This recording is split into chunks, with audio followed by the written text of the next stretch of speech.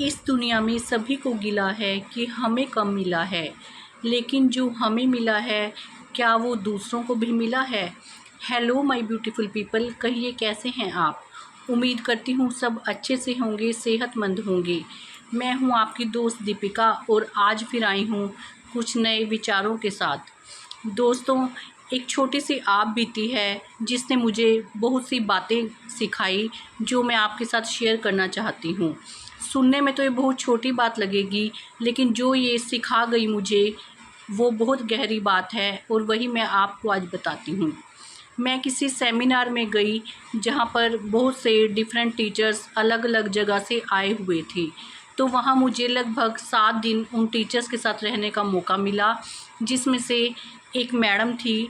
तो उसकी स्किन बहुत ज़्यादा सुंदर थी, काफ़ी ज़्यादा ग्लो कर रही थी।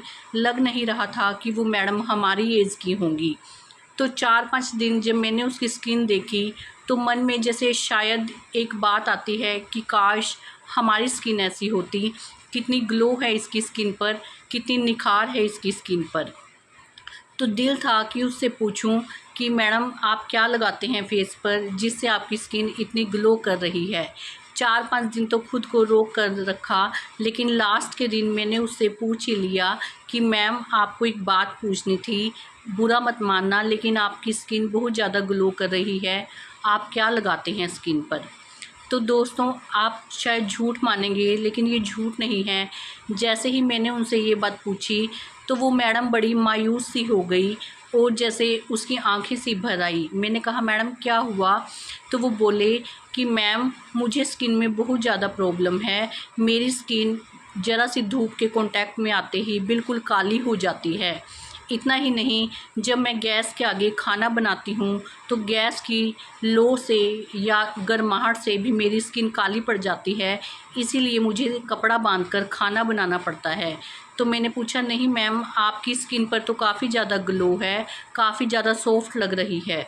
तो वो मैम बोले नहीं ऐसा नहीं है, मेरा 4-5 साल से डर्मा वेव से इलाज चल रहा है जिसके कारण मेरी स्किन ऐसी लगती है।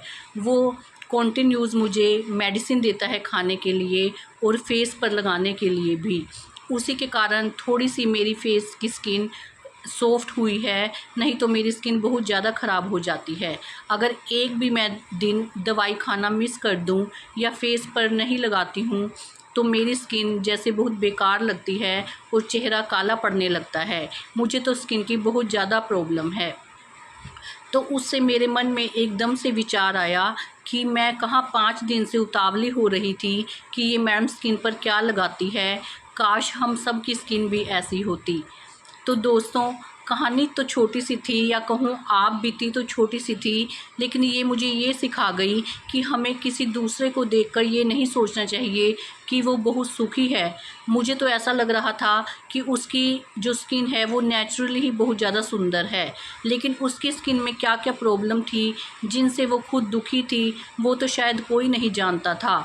बाहर से उसकी स्किन को देखकर तो सभी लोग सोचते होंगे कि कितनी खूबसूरत मैडम है, कितनी लकी है जो इसे इतनी ब्यूटीफुल स्किन मिली है, लेकिन अपने दुख को, अपनी वास्तविकता को वो मैडम ही शायद जानती थी।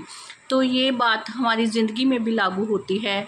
हम अक्सर जब दूसरे की लाइफ को देखते हैं तो सोचते हैं कि इसकी लाइफ कितनी सुखी है, काश हमारे पास भी इतनी सुखी लाइफ होती।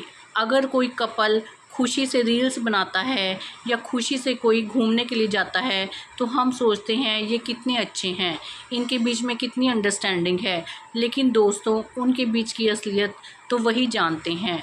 ऐसे ही अगर हम किसी को खुश देखते हैं या किसी की ज़िंदगी में देखते हैं कि इतना पैसा है तो काश हमारे पास भी ऐसा होता, लेकिन उनकी जीवन की प्रॉब्लम्स, उनकी परेशानियां वही जानते हैं।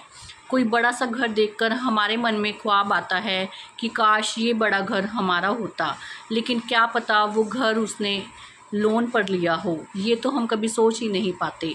इसी तरह डिफरेंट सिचुएशन में हमारे मन से यही निकलता है कि लोगों की लाइफ बहुत खूबसूरत है, बहुत हसीन है, इसमें ना जाने कितनी खुशियां हैं, लेकिन जब हम उनके पास बैठकर उनकी परेशानियों को सुनते हैं तब लगता है कि नहीं, हम गलत थे।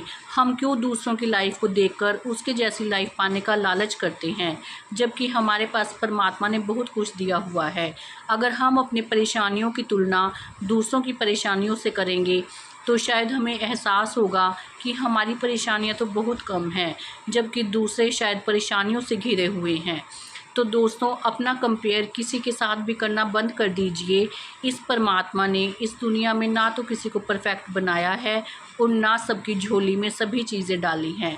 किसी ना किसी की झोली किसी ना किसी चीज़ के लिए हमेशा खाली रहती है। इसी कारण सभी दुनिया में परमात्मा की तरफ देखते हैं, परमात्मा को याद करते हैं कि परमात्मा हमारे भी दुखों को दूर कर दीजिए।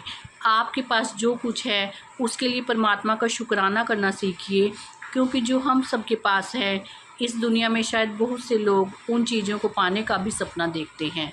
इसलिए कभी भी किसी से कंपेयर मत कीजिए। जो लाइफ आपको मिली है उसको अच्छे से जिएं। ये सोचिए कि हम ऐसी ही लाइफ को डिज़र्व करते थे, इसलिए परमात्मा ने हमारे भाग्य में ऐसी लाइफ लिख दी।